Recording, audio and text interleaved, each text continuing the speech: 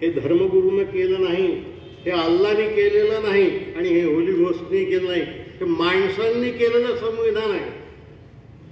या देशातल्या थोर नेत्यांनी तयार केलेलं संविधान आहे आणि ते नेते आपले नेते आहेत. म्हणून संविधानाची आज्ञा जेव्हा आपण पाळतो ना, त्या संविधानाचा कायदा जेव्हा आपण पाळतो तेव्हा आपण आपल्या वाडवडिलांचीच आज्ञा पाळत असतो. हे लक्षात घ्या, हे लक्षात घ्या. या भावनेतून जर संविधानाकडे पाहिलं गेलं तर मग संविधानाला अर्थ आहे आणि तुमच्या माझ्या मनामध्ये असलेल्या संविधानाविषयीच्या श्रद्धेलाही अर्थ आहे. अन्यथा पुस्तकं पडली असतात. उद्या मी भगवद्गीतेवर बोलणार आहे. काल परवा एक महाराष्ट्रातले मोठे तत्वज्ञ जवाहरलाल नेहरू विद्यापीठामध्ये फिलॉसॉफी शिकवणारे माझ्याकडे येऊन गेले.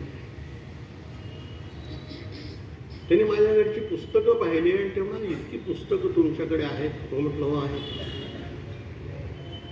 त्यातली कोणती महत्वाची? तर मी त्यांना माझे कपाट दाखवलं, त्यात संविधानावरची पुस्तकं होती.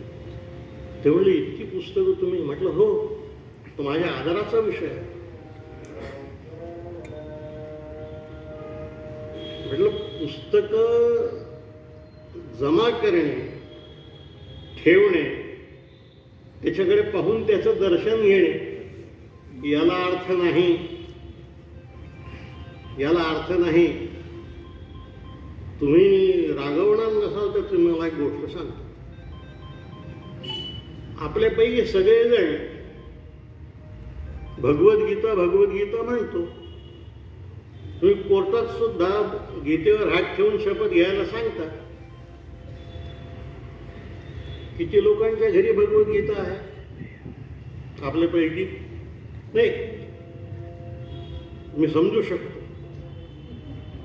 अरे भगवद्गीता संस्कृतात आहे म्हणून नसेल समजत तर नका घेऊ, पण गीताही आहे ना अनुवाद, तो चारणाला मिळतो. सानेगुरूंनी आपल्या विनोबांनी केलेली गीताई, गीताई तरी असते का? गीताई सुद्धा नसते. मी एका मोठ्या उद्योगपती महिलेची गोष्ट सांगतो. सुधा मूर्तींचं नाव तुम्ही ऐकलं असेल. इन्फोसिसचे जे मालक आहेत त्यांच्या पत्नी, त्या स्वतःही त्याच्या मालक आहेत. आपल्या नवऱ्यासोबत त्या एका अत्यंत मोठ्या उद्योगपतीकडे मुंबईला सकाळच्या लंचला गेला. त्यांचं निमंत्रण होतं म्हणून गेले. त्या उद्योगपतींनी सगळे चांदी सोन्याचे भांडे वगैरे आणून त्यांना जेवण दिलं आणि मग त्यांना फिरून आपला महाल दाखवला. त्या सुधा मूर्तींची नंतर मी भेट घेतली एकदा. त्यात त्यांनी मला तो प्रसंग सांगितला आणि त्या म्हणाल्या की बाहेर आल्यानंतर माझ्या नवऱ्याला असं म्हणाले की अशा दरिद्री माणसाच्या घरी मला पुन्हा नेऊ नका. माझे यजमान मला म्हणाले की अरे हा मुंबईतला सर्वात श्रीमंत माणूस आहे. ती म्हणली त्याच्या इतका दरिद्री कोणी नाही, कारण त्याच्या घरात एकही पुस्तक नाही. त्याच्या घरात एकही पुस्तक. खरी श्रीमंती ज्ञानात आहे, खरी श्रीमंती शब्दात आहे, शब्दसंग्रहात आहे, तुमच्या वाचनालयात आहे, ग्रंथालयांमध्ये आहे. आणि आम्ही ग्रंथालयांपासून शक्यतो दूर राहणारे लोक आहोत.